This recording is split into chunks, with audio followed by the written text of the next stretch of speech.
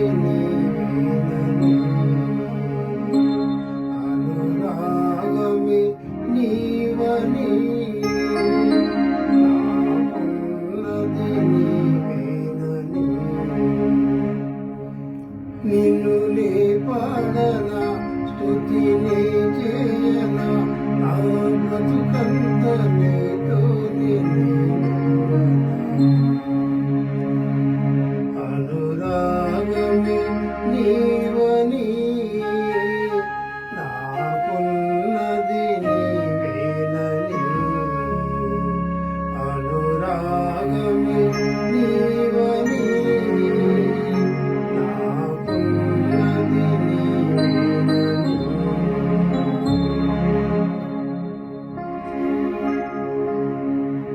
విరబూసే పూలే నీ ప్రేమను వివరించెనే విరబూసే పూలే నీ ప్రేమను వివరించెనే నీ మాటల మకరంగము నా జీవము అది మధురము నీ మాటల మకరంగము నా జీవము అది మధురము అనురాగమే నీవని నాకున్నది నీవేనని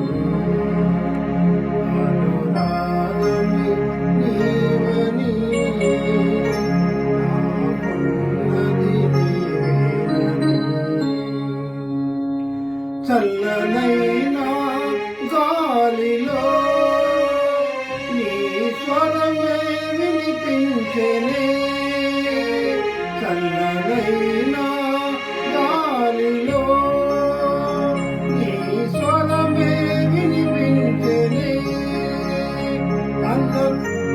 ఆనందమే అంతరంగము ఆనందమే అంతరంగము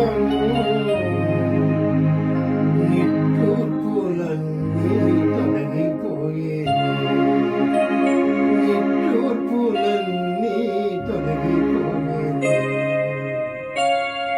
అనురాగమే నీవని నాకున్నది నీవేనని అనురాగమే నీవని నాకున్నది నీవేనని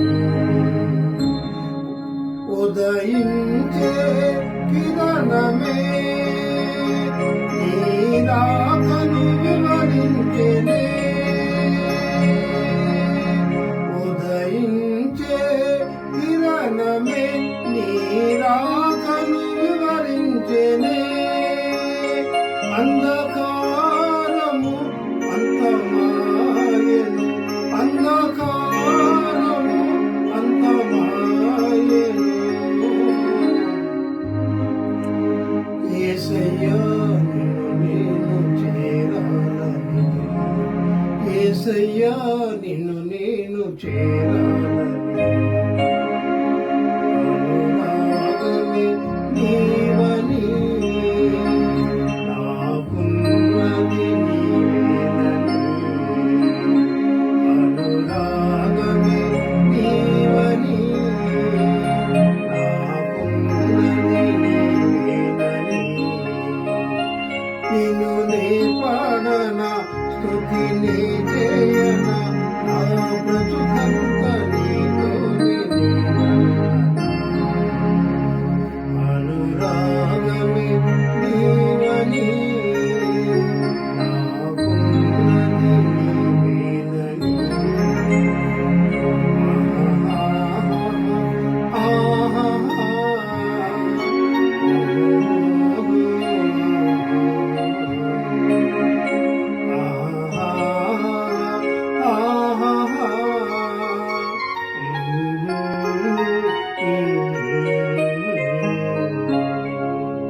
ఎందుకు దింపారు? పక్షవాయువును స్వస్థపరుస్తాడు, చక్కగా మా వాడు లేచి నడుస్తాడు అని చెప్పేసి వాళ్ళు అనుకున్నారు. కానీ ప్రభువారు ఏమంటున్నారంటే, యేసు వారి విశ్వాసము చూచి కుమారుడా నీ పాపములు క్షమించబడి ఉన్నామని పక్షవాయువు గలవానితో. అంటే ఆయన ఉద్దేశం ఏంటంటే, ఈ పక్షవాయు గల అతను లేచి నడవటం కంటే కూడా పాపాలు క్షమించబడి మారు మనసు పొంది దేవుని బిడ్డ అవ్వటం ముఖ్యము. ఆత్మస్వస్థత ముఖ్యము. శరీర స్వస్థత కంటే ఆత్మకు అంటుకున్నటువంటి ఆ పాపము దోషం పోవాలి అన్న ఉద్దేశం అన్నమాట యేసుక్రీస్తు. అంటే పాపాలు క్షమించటానికి అంత ఆయన శ్రద్ధ తీసుకుంటున్నారు. అంత మరి వాళ్ళ దగ్గరికి వచ్చినప్పుడు బహుశా అనుకున్నాడేమో, ఆ పక్షవాయువు కల అతను కూడా పాపం దింపుతున్నారు కదా, కిందకి దింపుతున్నారు, నాకు స్వస్థే కాదు దేవుడా నన్ను క్షమించు, నేనేమన్నా తప్పు చేశానా అని మనసులో అనుకున్నాడేమో, ఒప్పుకున్నాడేమో. లోపల అది గ్రంథంలో రాయబడలేదు, కానీ దేవుడు మరి విన్నాడేమో ఆయన. లేకపోతే ఆ మాట ఎందుకంటారు? కుమారుడు లేచినోడు స్వస్థం అనే వెంటనే ముందు అనట్లా, తర్వాత అన్నారు, అది వేరే విషయం. నీ పాపాలు క్షమించబడి. ఎందుకంటే మనకి ఇక్కడ ఏంటంటే ముఖ్య విషయం, మన పాపములు క్షమించబడటం ముఖ్యము. మనం ఒకవేళ అవిటిగా ఉన్నా, మనకు ఒక రోగం ఉన్నా, మనకు ఒక బాధ ఉన్నా, దాంతో పాటు అంటాడు కదా చాలాసార్లు, నీ కన్ను అభ్యంతర పడితే కన్ను తీసేసుకో, నీకు ఒక అవయవం అభ్యంతరంగా ఉంటే దాన్ని తీసేసుకో. కానీ 2 అవయవాలు కలిగి నరకంలో ఉండటం కంటే ఒక అవయవంతో నువ్వు పరలోక రాజ్యంలో ఉంటా శ్రేష్టము. కనుక పాపాలని క్షమించేటువంటి దేవుడు మనకున్నాడని, అయితే పాపములు క్షమించటకు భూమి మీద మనిషి కుమారునికి అధికారం కలదని మీరు తెలుసుకున్న వాళ్ళని వారితో చెప్పాను. వెంటనే వాళ్ళు ఆయన మాట్లాడుతూ ఏమంటున్నారంటే, నీవు లేచి నీవు పరిపెత్తుకొని ఇంటికి పొమ్మని నీతో చెప్పుచున్నాను. తక్షణమే వాడు లేచి పరిపెత్తుకొని వారందరి ఎదుట నడిచిపోయిన కనుక వారందరూ విభ్రాంతి నొంది మనం ఇలాంటి కార్యములని అన్నడూ చూడలేదని చెప్పుకోవచ్చు. దేవుని మహింపరిచే ప్రియమైనటువంటి వాళ్ళారా, పాపములు క్షమించుటే కాదు, మన లోటేదో, మన లోపమేదో, మన అవసరత ఏదో ఆయన తీర్చే దేవుడుగా, వాటికంటే కూడా ముందు పాపములు క్షమించటే ముఖ్య విషయముగా దేవుడు మనకి తెలియజేస్తూ ఉన్నారు. కనుక పాపములు క్షమించేటువంటి క్షమాపణ పొందుకున్నట్లో మీరు శ్రద్ధ కలిగి ఉండాలని దేవుని వాక్యం సెలవిస్తూ ఉంది. మార్కు 1:5 కూడా చూస్తే చూడండి, యోదయ దేశస్థులందరూ యెరూషలేము వారందరూ బయలుదేరి అతని యొద్దకు వచ్చి తమ పాపములను ఒప్పుకొనుచు. అంటే వీళ్ళందరూ దేవుని కుమారుడైన యేసుక్రీస్తు సువార్త ప్రారంభము అని ఉంది మార్కు సువార్త 1:1 ఆ సువార్త ప్రారంభించి, ఇదిగో పాపాలు ఒప్పుకోండి, జీవితాలు మార్చుకోండి, మరి అందుకే నేను వచ్చానని చెప్పి ఆయన చెప్తూ ఉన్నప్పుడు అక్కడ అంటే అంతటా యోదయ దేశస్థులందరూ యెరూషలేము వారందరూ బయలుదేరి అతని యొద్దకు వచ్చి తమ పాపములు ఒప్పుకొనుచు యోర్దాను నదిలో అతని చేత బాప్తీసం పొందుచుండిరి. యోహాను గారు యేసుక్రీస్తు వారి సువార్త ప్రారంభంలో అలా ఉన్నప్పుడు పాపాలు ఒప్పుకున్నట్టుగా, ఎందుకంటే పాపములు ఒప్పుకొని క్రీస్తు యేసు రక్తంలో కడుక్కోవడమే మన జీవితంలో మరి మొదటి మెట్టు అని నేను మీకు తెలియజేస్తూ ఉన్నాను. ప్రియమేంటంటే వాళ్ళారా, ఆయన ఎంతైనా క్షమించుటకు సిద్ధమైన మనసు గల దేవుడు. ఆయన దగ్గరికి వచ్చి నువ్వు దేవా నన్ను క్షమించు, నన్ను కడుగు, అయా నేను తప్పు చేశాను, నేను పొరపాటు చేశాను, నా పొరపాటు అయిపోయింది ప్రభా నన్ను క్షమించు, నన్ను జ్ఞాపకం చేసుకో, నా పొరపాట్లన్నీ మన్నించని ఎప్పుడైతే నువ్వు ప్రభు దగ్గర ప్రభు సన్నిధిలో అడుగుతావో ఆయన క్షమించడానికి సిద్ధమైన మనసు గల దేవుడు అంట. చూడండి, నెహెమ్యా గ్రంథము 9వ అధ్యాయము 17వ వచనములో మధ్యలో నుంచి, అయితే నీవు క్షమించుటకు సిద్ధమైన దేవుడవు, దయావాత్సలత గలవాడవును, దీర్ఘశాంతమును బహుకృపయు గలవాడవునయుండి. ఎంత గొప్ప దేవుడండి ఆయన. నిజంగా మనం ఒప్పుకోవాలని, ప్రభా నేను పాపినయ్యా, నన్ను క్షమించయ్యా, నాకు తెలియలేదయ్యా, ఇప్పటి వరకు నాకు పొరపాటు అయిపోయిందయ్యా, అయ్యా అందరూ ఒకటే అనుకున్నానయ్యా, కానీ నువ్వు మనుష్య కుమారుడిగా వచ్చావయ్యా, రక్షణ ఇవ్వటాకే వచ్చావయ్యా, క్షమించటాకే వచ్చావయ్యా, నన్ను పరమునకు తీసుకుని వెళ్ళటాకే వచ్చావయ్యా, ఎంత గొప్ప దేవుడు అని ఎప్పుడైతే నీ దేవుని సన్నిధిలో ఒప్పుకుంటావో ఆయన క్షమించడానికి సిద్ధంగా ఉంటాడంట. అయితే నీవు క్షమించడానికి సిద్ధమైన దేవుడు, దయావాత్సల్యతలు గలవాడవు, దీర్ఘశాంతమును బహు కృపయు గలవాడవై ఉన్నా. అన్ని క్వాలిఫికేషన్స్ దేవుడికి మన మట్టివారేట. కాబట్టి ప్రియమేంటంటే వాళ్ళారా, ఆయన పాద సన్నిధిలో మనం ఒప్పుకున్నప్పుడు, ఆయన దగ్గర మనం పాపాలు ఒప్పుకున్నప్పుడు ఆయన క్షమించడానికి సిద్ధమైన. అదేవిధంగా 2వ దినవృత్తాంతాలు 7:14 కూడా చూడండి, నా పేరు పెట్టబడిన నా జనులు తమ్ము తాము తగ్గించుకొని ప్రార్థన చేసి నన్ను వెదకి తమ చెడు మార్గములను విడిచినడలా ఆకాశము నుండి నేను వారి ప్రార్థన విని వారి పాపములు క్షమించి వారి దేశమును స్వస్థపరచుదును. ఎంత గొప్ప దేవుడు చూడండి, ఎంత మనకి మాట్లాడుతూ ఉన్నారు. నా పేరు పెట్టబడిన నా జనులు, నా బిడ్డలు. అయినను తప్పు చేస్తున్నాం, పాపం చేసాం, పాపం మన జీవితాల్లో ఉంది. తాము తగ్గించుకొని దేవుని సన్నిధిలో మనం తగ్గించుకోవాలి. ఏ పాటి వారం, పురుగు వంటి వారం, ఏ పాటి వారం, మరి అవన్నీ కూడా మనం దేవుని సన్నిధిలో సరి చేసుకోవాలి. ప్రార్థన చేసి నన్ను వెదకి తమ చెడు మార్గాలను విడిచిపెట్టి ఆకాశంలో నేను ప్రార్థన విని వారిని పాపములు క్షమించడానికి సిద్ధమైన మనసు గలవాడు అని దేవుని వాక్యంలో మనం ధ్యానం చేసుకుంటూ వస్తూ ఉన్నాం. అదేవిధంగా కీర్తనల గ్రంథం 103వ అధ్యాయంలో కూడా చూస్తే చూడండి, 12వ వచనంలో, పడమటికి తూర్పు ఎంత దూరమో ఆయన మన అతిక్రమములను మనకు అంత దూరపరిచి ఉన్నాడు. ఒకవేళ నువ్వు దేవుని సన్నిధిలో పాపాలు ఒప్పుకుంటే, ప్రభువా నేను పడమటికి తూర్పు ఎంత దూరమో అంత తూర్పు పడమర కలవ కదా అసలు, అంత దూరపరిచేస్తాడు. అంత దూరంగా చేసేస్తాను నీకు, అంత క్షమిస్తాను నేను.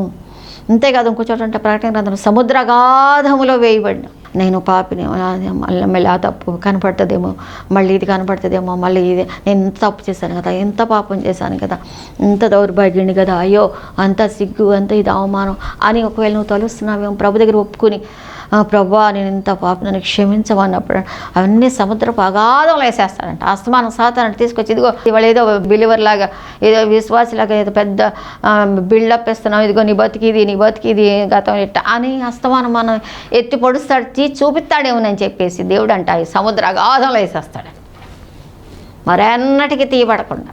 అంత గొప్ప క్షమించే దేవుడు నీకు సన్నిహితంగా ఉన్నాడు నీకోసం.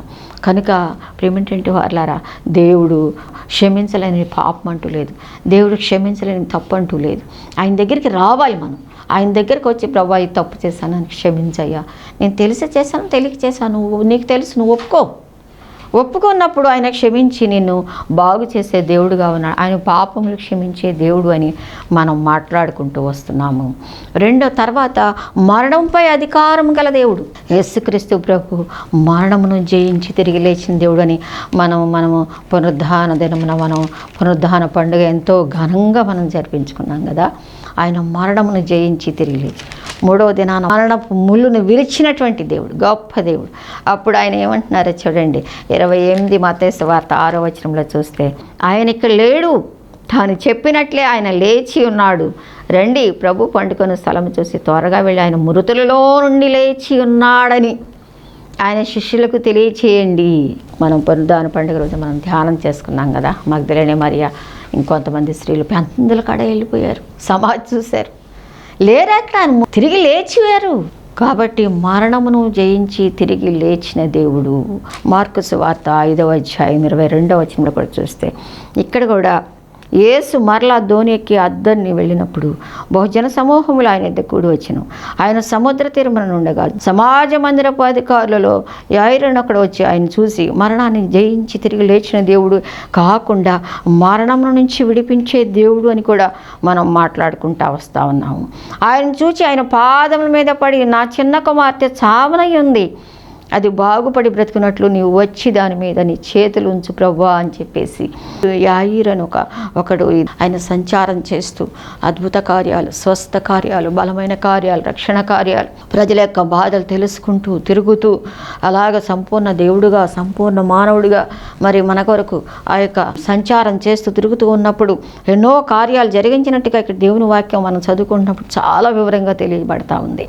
ఇక్కడ కూడా ఏమంటున్నాడంటే, యేసు మరలా ధోని అద్దరికి ఇలా అటు ఇటు సముద్రానికి అటు ఇటు గల్లె సముద్రము గరాస ఆ ప్రాంతాలన్నీ కూడా తిరుగుతూ ఉండేవారనమాట. ఉన్నప్పుడు ఈ యాయిరు అనే అతను వచ్చంట, ఆయన ఏమంటున్నాడంటే, ఆ సమాజ మందిరపు అధికారిన ఆఫీసర్ సమాజ మందిరపు అధికారి ఒకడు వచ్చి ఆయనను చూచి ఆయన పాదముల మీద పడి, అయ్యో ప్రభా, నా చిన్న కుమార్తె సావనై ఉంది, అది బాగుపడి బతుకున్నట్లు నీవు వచ్చి దాని మీద నీ చేతులు ఉంచవలనని ఆయన మిగులు బతిమాలు కొనగా ఆయన అతనితో కూడా వెళ్ళాను. బహుజన సమూహమును ఆయన వెంబడించి ఆయన మీద పడుచుండిరి. అలాగా మరి నిజంగా ఆయన కోరినప్పుడు యాయిరు ఆయన వెళ్ళినట్టుగా దేవుని వాక్యం సెలవిస్తూ ఉంది. ఇక్కడ చూడండి 35వ వచనంలో, ఆయన ఇంకనూ మాట్లాడుచుండగా సమాజ మందిరపు అధికారి ఇంట నుండి కొందరు వచ్చి, నీ కుమార్తె చనిపోయింది, నీవిక బోధకుని ఎందుకు శ్రమ పెట్టుదువు అనిరి. యేసు వారు చెప్పిన మాట లక్ష్య పెట్టక అమ్మే ఇప్పుడు అంతకుముందే అడిగారు కదా అయ్యా వచ్చి నా చిన్న కుమార్ చచ్చిపోయేలాగా ఉంది, అయ్యా కరుణించండి, రండి, నన్ను కనికరించండి అని చెప్పేసి కాళ్ళ మీద పడ్డట్టుగా అక్కడ దేవుని వాక్యం చూశాం కదా. అప్పుడు కొంతసేపటికల్లా ఆయన సంచారం చేస్తూ వెళ్తూ ఉన్నారు, కొన్ని కార్యాలు చేస్తున్నారు. అంత తర్వాత మళ్ళీ ఆ తర్వాత వాళ్ళు వచ్చేసి నీ కుమార్ చచ్చిపోయిందయ్యా, ఇంకెందుకు ఆయన ఇబ్బంది పెడతావు అని చెప్పేసి సమాచారం తీసుకొచ్చారు. ఏసాలు చెప్పిన మాట లక్ష్య పెట్టక అంటే చచ్చిపోయినా బ్రతికించగలను, నాకు ఆ శక్తి ఉంది, నేనే లేచాను, నేను కూడా లేపగలను అంటే ఆయన మరణంని జయించాడు. ఆయన చిత్తం, ఆయన దయ ఉంటే ఆయన మరణం నుండి పైకి లేపగలడు. ఇందాక లాజర్ను కూడా లేపినట్టుగా మనం చూసుకున్నాం కదా. ఇక్కడ కూడా అంతే, ఇక్కడ కూడా చూడండి ఎందుకు ఆయన ఇబ్బంది పెడతామంటే అలా మాట లక్ష్య పెట్టక సమాజ మందిరపు అధికారి చెప్పి పేతురు యాకోబు అక్కడి నుంచి చూడండి, కుమార్తె చనిపోయినది, నీవు ఇక బోధకుని శ్రమ పెట్టవద్దండి. యేసు వారు చెప్పిన మాట లక్ష్య పెట్టగా భయపడకుము, నమ్మిక మాత్రం ఉంచమని సమాజ మందిర అధికారితో చెప్పి పేతురు యాకోబు సహోదరుడు యోహాను వారిని తప్ప మరి ఎవరినైనా తన వెంట రానియక సమాజ మందిరపు అధికారి ఇంటికి వచ్చి వారు గొల్లుగా నుండి చాలా ఏడ్చుతూ ప్రలాపించుతూ ఉంట చూచి లోపలికి పోయి మీరేలా గొల్లు చేసి ఏడ్చుతున్నారు, ఈ చిన్నది నిద్రించినదే కానీ చనిపోలేదని వారితో వచ్చి అంటే అంత కాన్ఫిడెంట్గా నేను బ్రతికేస్తాను, చనిపోయినా అని చెప్పి చనిపోలేదు, మీరు ఎందుకు కంగారు పడబాగండి అని చెప్పి వాళ్ళందరితో కూడా చెప్పి తీసుకెళ్ళి ఆ చిన్నదాన్ని చెయ్యి పట్టి తలీతాకు 41 తలీతాకుమి అని ఆమెతో చెప్పాను. ఆ మాటకు చిన్నదానా లెమ్మని నీతో చెప్పుతున్నానని అర్థం. వెంటనే ఆ చిన్నది లేచి నడవసాగాను. ఏమిటంటే వాళ్ళ చనిపోయిందని గొల్లు పెట్టి ఏడుస్తున్న బిడ్డను ఒక మాటతో మరి మరణం నుండి విడుదల చేసినటువంటి గొప్ప దేవుడు మన దేవుడు. చనిపోయాను ఇంకా మనకి ఆత్మీయ అర్థంలో కూడా మనం చూసుకుంటే చనిపోయి పాపముల చేత అపరాధముల చేత మనము చచ్చిన వారమై ఉండగా మరి దేవుని వాక్యం ఎన్నో విధాలుగా మనకు తెలియదు. అపొస్తలుడైన పౌలు మనకి హింసకుడును, దూషకుడును, హానికరును, చనిపోయిన వాడిని అటువంటి వాళ్ళని మనం బ్రతికించగల ఆత్మీయ అర్థంతో చూసుకుంటే అంత స్థితిలో ఉన్న పాపం చేత అపరాధం చచ్చిపడి ఉన్న బ్రతికించేటువంటి దేవుడు మన దేవుడు. ఇక్కడ ఈ అమ్మాయిని బ్రతికించినట్టే మరి శారీరకంగా కూడా చూసుకుంటే అంత శక్తి కలిగినటువంటి గొప్ప దేవుడు. ఆయన మరణమును జయించి తిరిగి లేవటమే కాకుండా మరణించిన అనేక మందిని లేపినట్టుగా మనం ఇక దేవుని వాక్యంలో మనం చూస్తూ ఉన్నాము. కాబట్టి యోహాను 11:11 కూడా చూస్తే ఇక్కడ కూడా అంతే. మళ్ళీ మరియా మార్త లాజరు ఇన్సిడెంట్ చూసుకుంటే 11వ అధ్యాయం 11వ వచనంలో కూడా చూస్తే ఏమంటాడంటే ఆయన ఈ మాటలు చెప్పిన తర్వాత లాజరు నిద్రించుచున్నాడంతే. ఇందాక ఆమెను కూడా నిద్రిస్తుందని అన్నాడు, ఇక్కడ ఈమెను కూడా నిద్రిస్తుంది అని అన్నారు. అతని మేలుకొలుప వెళ్ళుచున్నానని వారితో చెప్పగా అతడు నిద్రించిన ఎడలా బాగుపడండి.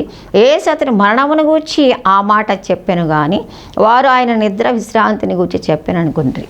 కావున యేసు లాజరు చనిపోయెను, మీరు నమ్మునట్లు నేను అక్కడ ఉండలేదని మీరు నిమిత్తము సంతోషించున్నాను, అయినను అతని ఎదుకు మనం వెళుదాం పదండి లేపుదామని చెప్పేసి చాలా ధైర్యంగా వచ్చారు.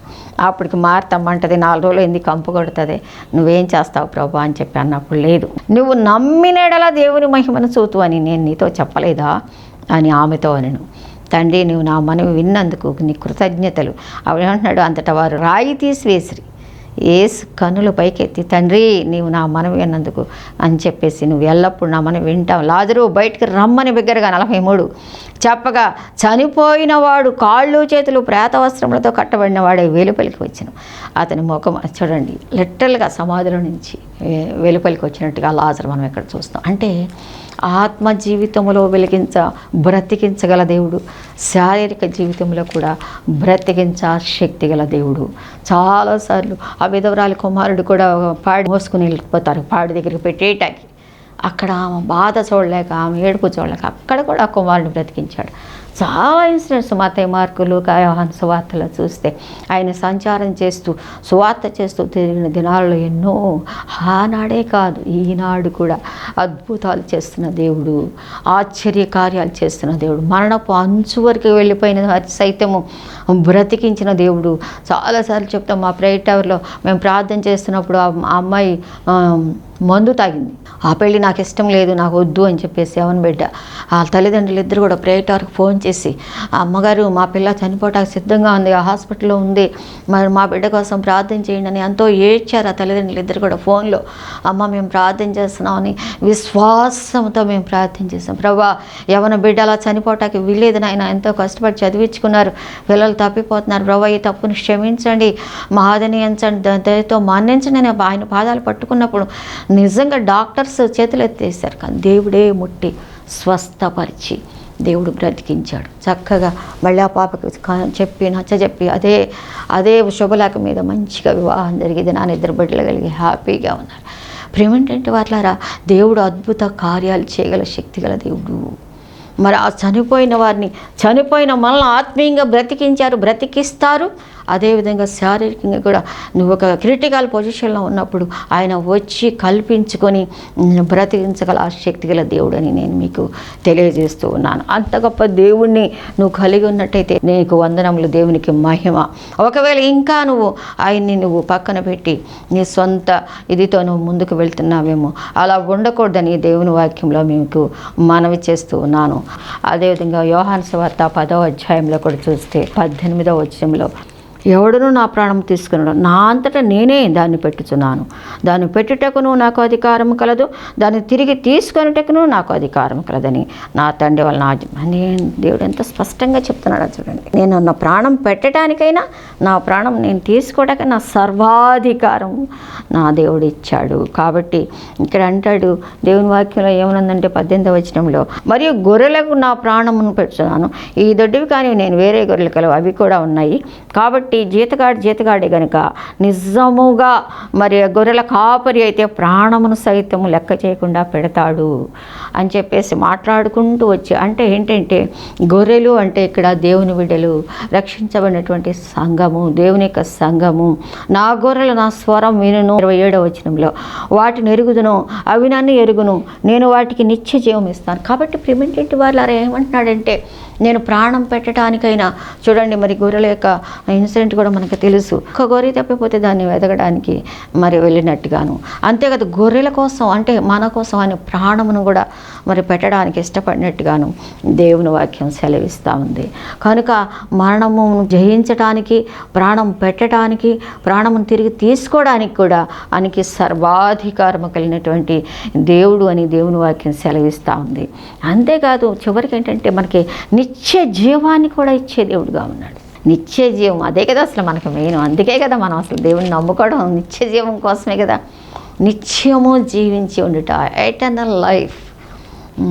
ఇప్పుడు ఇక్కడైతే 70 సంవత్సరాలు ఉంటామేమో, 80 సంవత్సరాలు, మరి 100 ఏళ్ళు మహా అయితే, అంతకన్నా బతకలేం కదా.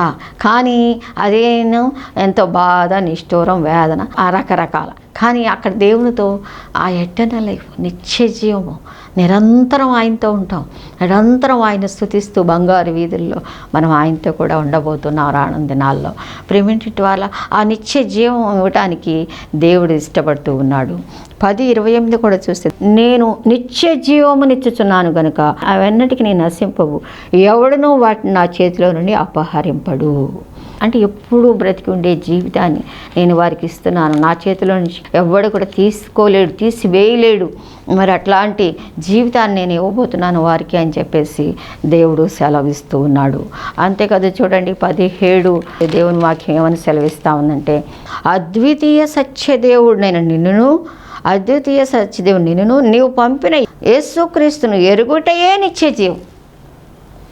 అద్వితీయుడైన సత్యదేవుని ఎరగటమే నిత్య జీవం. ఆయన్ని ఎరగటమే, ఆయన తెలుసుకోవడమే, ఆయన దగ్గర మన దోషాలు ఒప్పుకొని ఆయన దేవుడిగా అంగీకరించడమే నిత్య జీవం. కనుక అట్టి నిత్య జీవాన్ని నువ్వు పొందుకున్నావా? ఒకవేళ పొందుకుంటే సరే, పొందుకోకపోతే ఇదే అనుకూల సమయం, ఇదే రక్షణ దినము. కనుక అట్టి నిత్య జీవాన్ని నువ్వు పొందుకోవాలని నేను దేవుని వాక్యం ద్వారా మీకు తెలియజేస్తూ ఉన్నాను. మత్తయి సువార్త 25:46 వచనంలో దేవుని వాక్యం ఏమని సెలవిస్తాను, నిత్యముగా వీరు నిత్య శిక్షకును, నీతిమంతులు నిత్య జీవమునకును పోవుదురు. ఎవరైతే దేవునికి లోబట్టలేదో, ఎవరైతే వారి పాపములు మరి దేవుని సన్నిధిలో ఒప్పుకోవట్లేదో, యేసు రక్తంలో కడుక్కోవట్లేదో, అలాగా మరి చనిపోతారో, వారి యొక్క ప్రవర్తనను బట్టి, వారి యొక్క స్థితిని బట్టి, వారి పాపకు క్షమాపణ లేని దాన్ని బట్టి వారు నిత్య శిక్షకంట. చూడండి 25:46 మత్తయి సువార్త. వీరు ఎవరు, ఆ పైన లిస్ట్ ఉంది, మిక్కిలి అల్పులని వీళ్ళు ఒకరికైనా ఎవరు హెల్ప్ చేయకుండా అట్లా ఉంటే వీరు నిత్య శిక్షకును, నీతిమంతులు నిత్య జీవమునకు పోయి. నీతిమంతులు ఎవరంటే నీతి అంటే ఆయన అబ్రహాము దేవుని నమ్మెను, అది అతనికి నీతిగా ఎంచబడింది. దేవుని నమ్మడమే నీతి. దేవుణ్ణి కలిగి ఉంటమే ఆ నీతివంతుని మన జీవితాల్లో కలిగి ఉంటమే నీతి. మనం చేసే నీతిని బట్టి కాదు, మన నీతి మురికి గుడ్డలు లాంటిది అంటున్నాడు. ఆయనను బట్టి మనకు. కానీ నీతివంతులంట నిత్య జీవము పొందుతారు అని దేవుని వాక్యము సెలవిస్తూ ఉంది. కాబట్టి ప్రియమైనటువంటి వారి నిత్య జీవానికి మనం అర్హులం కావాలని దేవుని వాక్యం సెలవిస్తూ ఉంది. ఆ తర్వాత చూస్తే చూడండి, రోమాపత్రిక 2వ అధ్యాయంలో కూడా చూస్తే చూడండి 7వ వచనంలో ఏమని రాయబడి ఉందంటే, సత్క్రియను ఓపికగా చేయచు మహిమను ఘనతను అక్షయతను వెదుకు వారికి నిత్య జీవం ఇచ్చును. సత్క్రియ అంటే మంచి క్రియలు ఓపిక చేస్తూ, మహిమను ఘనతను అక్షయతను. మహిమ దేవునికి, ఇది నేను చేస్తాను, ఇది దేవునికి మహిమేనా, దేవుడు దీనివల్ల సంతోషిస్తున్నారా, ఘనతేనా. అదేవిధంగా అక్షయత అంటే క్షయము కాని దానికోసం వెతకాలి. ఇవన్నీ క్షయమైపోయి పాడే వాటి మీదే మన మనసు ఉంచుకోకూడదు. క్షయమైన వాటి మీద ఉంచుకున్నప్పుడు వారికి నిత్య జీవం, ఎదుకు వారికి నిత్య జీవమునిచ్చును. నిత్య జీవం ఎవరెవరికి ఇస్తారంటే ఈ క్వాలిఫికేషన్స్ కలిగి ఉండాలి. ఇవి మనం కలిగి వాటినే మనం వెతుకుతూ ఆయన సన్నిధిలో మనం ముందుకు వెళ్ళినప్పుడు మనకు నిత్య జీవాన్ని ఇవ్వడానికి ఆయన ఇష్టపడుతూ ఉన్నారు. అంతేకాదు రోమీల పత్రిక 6:22 వాక్యంలో కూడా చూస్తే, పరిశుద్ధత కలుగుటయే మీకు ఫలము, దాని అంతము నిత్య జీవము. ఇందాక అక్షయత క్షయము కాని దానికోసం వెతకమంటున్నాడు. ఇక్కడ పరిశుద్ధత కలిగినటే, పరిశుద్ధత కలుగుటయే మీకు ఫలము, దాని అంతము నిత్య జీవం. పరిశుద్ధంగా హోలీకి, ఎందుకంటే రేపు పరిశుద్ధులని దేవుని సన్నిధిలో నేను పరిశుద్ధుడు కనుక మీరును పరిశుద్ధులై ఉండండి అంటున్నాడు. సమస్త ప్రవర్తనలో నీ మాట, నీ క్రియ, నీ తలంప, నీ ప్రవర్తన, నీ వస్త్రధారణ, ప్రతిదీ కూడా హోలీగా దేవుని బిడ్డలని తగిన రీతిగా మనం చెప్పక్కర్లా, మనం చూసినప్పుడు మనం సాక్ష్యం అంటాడు. సువార్తలు 4, నువ్వు ఒక 5వ సువార్తవి, నిన్నే చూస్తారు, నిన్నే చదువుతారు. నిన్ను చూసి నీ సువార్త బాగలేకపోతే 4 సువార్తలు అసలు చదవరాళ్ళు లోకం. ముందు నువ్వు బాగుంటే నీ సువార్త, నీ ప్రవర్తన, నీ మాట తీరు, నీ పద్ధతి, క్రీస్తు ప్రేమ నీలో ఉన్నట్లయితే నువ్వు నిన్ను చదివిన తర్వాత ఆటోమేటిక్గా ఆటలో కూడా ఉంది అన్న 4 సువార్తలు చదువుతారు. కాబట్టి ప్రియమైనటువంటి వారులారా, పరిశుద్ధంగా ఉండటమే, పరిశుద్ధంగా ఉండేవారికి నిత్య జీవం ఇస్తానని చెప్పి ఇక్కడ దేవుని వాక్యం సెలవు. పరిశుద్ధత కలుగుటయే మీకు ఫలము, దాని అంతము నిత్య జీవం. కాబట్టి నిత్య జీవము నిరంతరము దేవునితో ఉండాలి అంటే నువ్వు పరిశుద్ధత కలిగి ఉండాలి, దేవుని కలిగి ఉండాలి, దేవుని పరిశుద్ధతను అలంకారంగా కలిగి ఉండాలి. మరి కనుక అట్టి పరిశుద్ధత దేవుడు నీకు దయచేయాలని నేను కోరుకుంటూ ఉన్నాను. చూడండి.